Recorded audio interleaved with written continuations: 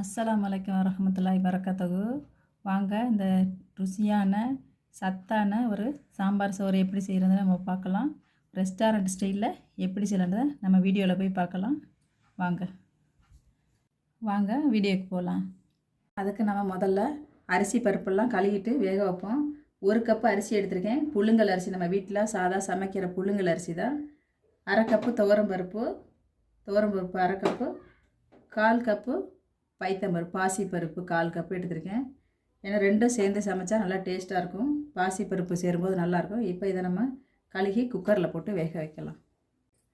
அரிசி ஊறிடுச்சு, கொஞ்ச நேரம் போதும். இதில் நம்ம 1 கப் அரிசி, இந்த மொத்தம் 1.25 கப் சேர்ந்துருக்கு. இதுக்கு நம்ம 4.5 கப்பு தண்ணி, எந்த இதில் அரிசி எடுத்திங்களோ அதில் ஒரு 4.5 கப்பு தண்ணி இதில் சேர்த்துக்கிடுவோம். இப்போ 4.5 கப்பு தண்ணி ஊற்றியாச்சு. இப்போ நம்ம இதை விசில் போட்டு ஒரு 5 விசில் நம்ம விட்டுருவோம். அப்படியே ஒரு 5 விசில் வரட்டும் நல்லா. அப்போ கரெக்டாக இருக்கும் 5 விசில் விட்டால். இது அப்படியே இருக்கட்டும். நம்ம இதுக்கு தேவையான சாம்பாரை ரெடி பண்ணுவோம். நம்ம அடுத்தது இப்போ நம்ம சாம்பார் தாளிச்சிக்கலாம். அதுக்கு ஒரு பாத்திரம் வச்சுக்கலாம்.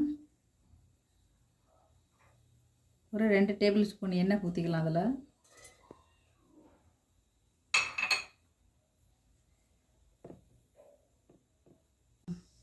எண்ணெய் சூடாகிடுச்சு. இப்போ நம்ம இதில் 1/2 ஸ்பூன் கடுகு உளுந்த பருப்பு அதில் நம்ம சேர்த்துக்கிடுவோம். இது காஞ்ச மிளகா, ஒரு 3 காஞ்ச மிளகா அதையும் அதில் நம்ம சேர்த்துக்கிடுவோம். கடுகு நல்லா பொரியட்டும்.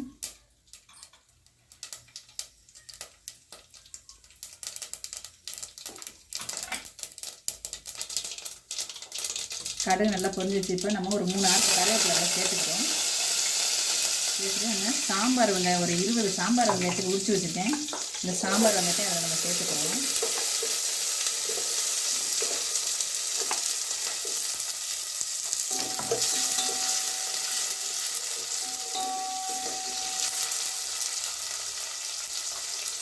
வெங்காயம் கொஞ்சம் வதங்கிடுச்சு. நம்ம இது கூட இப்போ ஒரு 1/4 ஸ்பூன் பெருங்காயத்தூள் ஒரு 1/4 ஸ்பூன் அதில் சேர்த்துக்கிறோம்.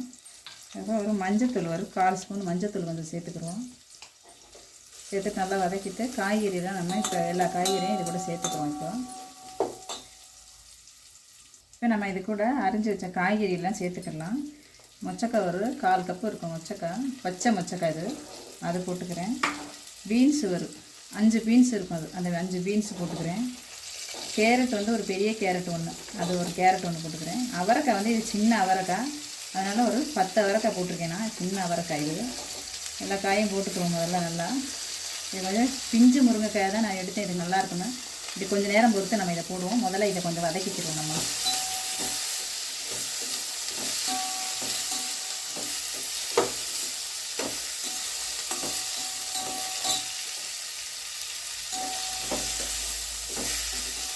கொஞ்சம் வதங்கிடுச்சு. நம்ம இப்போ நல்லா கத்திரிக்காயும் சேர்த்துக்கிடுவோம்.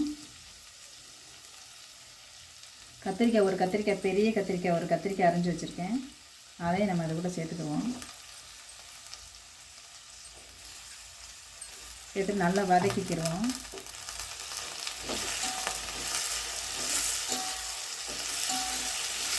எல்லா காய்கறிலாம் கொஞ்சம் நேரம் இந்த எண்ணெயிலே வதங்கிடுச்சுன்னா ஈஸியாக வெந்துடுறது.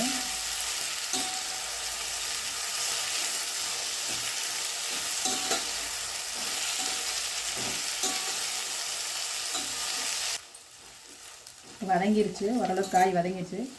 இப்போ இது மிளகாத்தூள் போட்டுக்கிறோம். நம்ம ஒரு சின்ன ஸ்பூனில் ஒரு 1/2 ஸ்பூன் மிளகாத்தூள் போட்டிருக்கேன். காரம் நம்ம விருப்பம் தான் அது போட்டிருக்கேன். அது கூட சாம்பார் பவுட்ரு இல்லை 1/2 ஸ்பூன் சாம்பார் பவுட்ரு, பெரிய ஸ்பூனில் 1/2 ஸ்பூன் சாம்பார் பவுட்ரு போட்டிருக்கேன். இது நம்ம வீட்டில் அரைச்ச சாம்பார் பவுட்ரு தான். அதையும் போட்டாச்சு. போட்டு நம்ம தக்காளி ஒரு 3 தக்காளி வெட்டி வச்சுருக்கேன். இந்த 3 தக்காளி நம்ம அது உள்ளே சேர்த்துருவோம். சேர்த்துட்டு எல்லாத்தையும் கொஞ்சம் நேரம் வதக்குவோம்.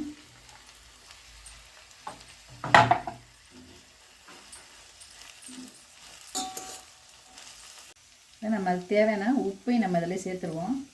உப்பு பார்த்து போட்டுக்கிறோங்க. சேர்த்துட்டு ஒரு 4 கப்பு தண்ணி, நம்ம இந்த காய் நல்லா வேகணும், வெந்து சுண்டுறது சரியாக இருக்கும். ஒரு 4 கப்பு தண்ணி ஊற்றிடுவோம்.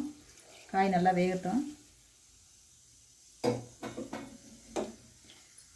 சரி, இப்போ நம்ம இந்த டைமில் நான் முருங்கைக்காய் பிஞ்சு அரிஞ்சு வச்சுருக்கேன்ல, அதை நம்ம இது கூட இப்போ சேர்த்துக்கிடுவோம்.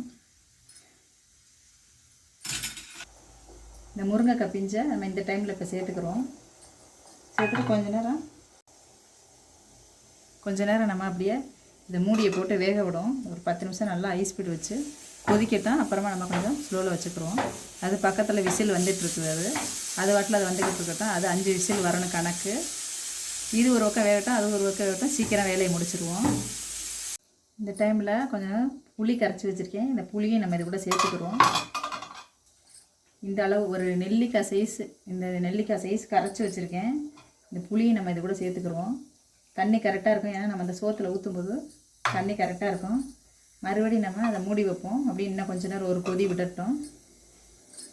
நம்ம காயெல்லாம் எந்த அளவுக்கு வெந்திருக்குன்னு நம்ம பார்க்கலாம். ஏன்னா பச்சை காயெல்லாம் போட்டிருக்கோம். கொஞ்சம் வேக லேட் ஆகும். சூப்பராக நம்ம காயெல்லாம் நல்லா வெந்து வந்துருச்சு.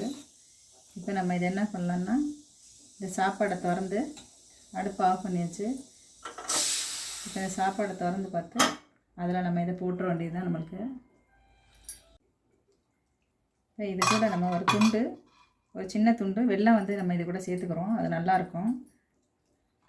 ஏன்னா இப்போ ஏன் வெல்லம் போடுறோன்னா, நம்ம ரெஸ்டாரண்ட் ஸ்டைலில் வேணும், அந்த டேஸ்ட்டு வேணும்னா இந்த வெல்லமெல்லாம் போட்டால் தான் அந்த ரெஸ்டாரண்ட்டில் சாப்பிட்ட மாதிரி ஒரு சுவை நம்மளுக்கு கிடைக்கும். இப்போ இந்த சாப்பாடை இந்த இதில் போட்டு திறந்து பார்க்கலாம். சூப்பராக நம்ம சாப்பாடு நல்லா குழஞ்சி நல்லா வெந்திருக்கு.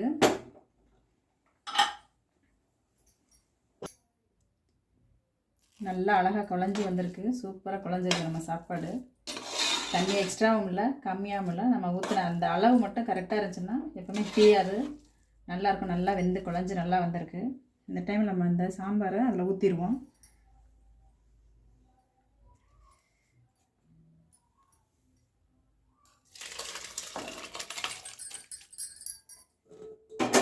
ஊற்றியாச்சு. ஊற்றிட்டு நம்ம ஒரு கைப்பிடி கொத்தமல்லி நல்லா அதெல்லாம் தூவிட்டு நல்லா இதை நம்ம கிளறி விட்டுருவோம்.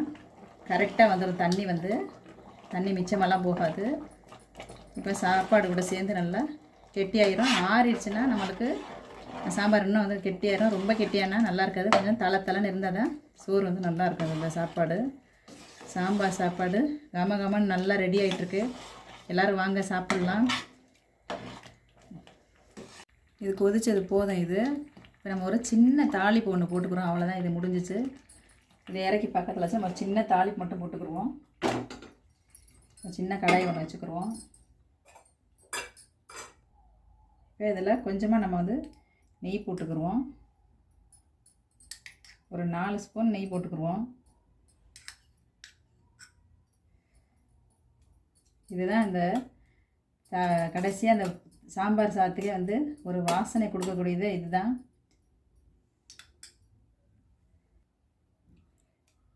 நெய் கொஞ்சம் லைட்டாக சுட்டட்டும். இவ்வளோ நெய்யெல்லாம் எங்களுக்கு ஆகாது, குழந்தைங்களுக்கு ஆகாதுன்னு நினச்சிங்கன்னா நீங்கள் உங்கள் விருப்பம் கொஞ்சமாக கூட நெய் போட்டுக்கலாம். நல்லா தான் இருக்கும். அப்போ கூட எதுவும் கம்மியாக இருக்காது. அப்போ கூட நல்லா தான் இருக்கும். இது லேசாக இது வறுக்கட்டும். வறுத்ததான் அதில் தூக்கி ஊற்றிட்டோன்னா முடிஞ்சு. இதில் இந்த முந்திரியை கடைசியாக அவ்வளோதான். இந்த கொஞ்சம் முந்திரி போட்டு வறுத்து அதில் ஊற்றிட்டோன்னா அவ்வளோதான். நெய் உங்கள் விருப்பம் தான். எவ்வளோ வேணால் ஊற்றுங்க. இன்னும் கூட அதிகமாக கூட ஊற்றுங்க. நல்லா டேஸ்ட்டாக தான் இருக்கும். இல்லை பிள்ளைங்களுக்கு ஆகாது அப்படின்னா நீங்கள் கொஞ்சமாக கூட ஊற்றிக்கிறீங்க. அந்த முந்திரியை மட்டும் கொஞ்சம் லேசாக வறுத்துட்டு அதில் ஊற்றிட்டோம்னா சாம்பார் சாதம் ரெடி ஆயிடுச்சு. கண்டிப்பாக இந்த சாம்பார் சாதத்தை நீங்கள் வீட்டில் செய்யுங்க. எல்லோரும் என் சேனலை பாருங்கள், பார்த்து சப்ஸ்கிரைப் பண்ணுங்கள். எல்லா சப்ஸ்கிரைப் பண்ணவங்களுக்கும் ரொம்ப நன்றி. இந்த ரெசிபியெல்லாம் கண்டிப்பாக செஞ்சு பாருங்கள். இப்போ பொன்னிறமாக மாறிடுச்சு. இப்போ நம்ம அடுப்பை ஆஃப் பண்ணிடலாம். நம்ம சாம்பார் சாப்பாடு ரெடி. இதான் நம்மளுடைய கடைசி. இந்த எண்ணெய் ஊற்றிட்டா முடிஞ்சு. அவ்வளோதான், சாம்பார் சாப்பாடு சூப்பராக தயாராகிருக்கு.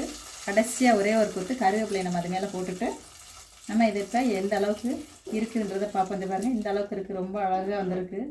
நம்ம சொன்ன தண்ணி கரெக்டான அளவு நீங்கள் தண்ணி ஊற்றுனீங்கன்னா நல்லாயிருக்கும். இன்னும் கொஞ்சம் நேரம் ஆறிடுச்சுன்னா இன்னும் கொஞ்சம் இது கெட்டியாயிரும். இந்த பதம் இன்னும் கொஞ்சம் கெட்டியாயிரும். அதனால் கொஞ்சம் இந்த மாதிரியே இருக்கட்டும். கரெக்டாக தண்ணி ஊற்றுங்க, நல்லாயிருக்கும். கண்டிப்பாக எல்லோரும் இதை ட்ரை பண்ணி பாருங்கள், செஞ்சு சாப்பிடுங்க, கமெண்ட் பண்ணுங்கள். எனக்கு சப்ஸ்கிரைப் பண்ண எல்லாருக்குமே ரொம்ப ரொம்ப நன்றி. கண்டிப்பாக இந்த சாம்பார் சாதத்தை செஞ்சு சாப்பிட்டு பாருங்கள்.